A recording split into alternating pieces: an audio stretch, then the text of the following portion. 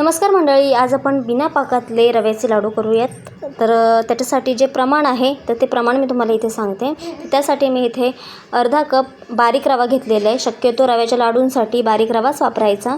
त्यानंतर इथे 1 कप साखर घेतलेली आहे. याची पिठी साखर करून घ्यायची, नंतर मिक्सरमध्ये बारीक करून घ्यायची. इथे मी अर्धा कप साजूक तूप घेतलेलं आहे. अर्धा कप साजूक तुपातलं थोडंसं तूप याच्यामध्ये घालून घ्यायचं. जो रवा होता तो सगळा रवा याच्यामध्ये घालून घ्यायचा आणि छान गुलाबी रंगाचा होईपर्यंत रवा व्यवस्थित असा हा भाजून घ्यायचा आहे. रवा छान भाजून झाला की मग याच्यामध्ये जे उरलेलं तूप होतं ते तूपसुद्धा याच्यामध्ये घालून घ्यायचं आणि व्यवस्थित हे सगळं एकजीव करून घ्यायचं, मिक्स करून घ्यायचं. साधारण 5 मिनिटांसाठी पुन्हा एकदा रवा या तुपामध्ये भाजून घ्यायचा. तवा छान असा भाजला गेला की मग गॅस काय करायचा आहे, बंद करायचा आणि याच्यामध्ये पिठी साखर घालून घ्यायची. पिठी साखर घातली की मग ही पिठी साखर व्यवस्थित मिक्स करून घ्यायची. व्यवस्थित या मिश्रणामध्ये एकजीव करून घ्यायची. रवा गरम असल्यामुळे व्यवस्थित ती मिक्स होते. व्यवस्थित मिक्स करून झालं की मग याच्यामध्ये थोडीशी वेलची पावडर घालायची. ही मी घरी केलेली वेलची पावडर होती, ती घालून घ्यायची.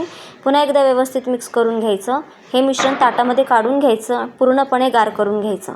त्यानंतर हे मिश्रण मिक्सरमध्ये घालून घ्यायचं आणि 1 ते 2 सेकंडसाठी फक्त फिरवून घ्यायचं. याने काय होतं, याच्यामधले जे तूप असतं ते रिलीज होतं आणि या मिश्रणाला बाइंडिंग छान येतं. आता काय करायचं, याचे आपल्याला लाडू वळवून घ्यायचे आहेत. तर अशा पद्धतीने मी हे लाडू वळून घेतले. तुम्ही बघू शकता मस्त असा गोल गोल गरीत असा लाडू हा वळून झालेला आहे, कारण आपलं जे मिश्रण होतं ते मिश्रण एकदम परफेक्ट असं रेडी झालं आहे. तर अशा पद्धतीने हे सगळे लाडू तयार करून घेतलेले आहेत. तर व्हिडिओ कसा वाटला कमेंटमध्ये नक्की सांगा. लाईक, शेअर, सबस्क्राईब करा.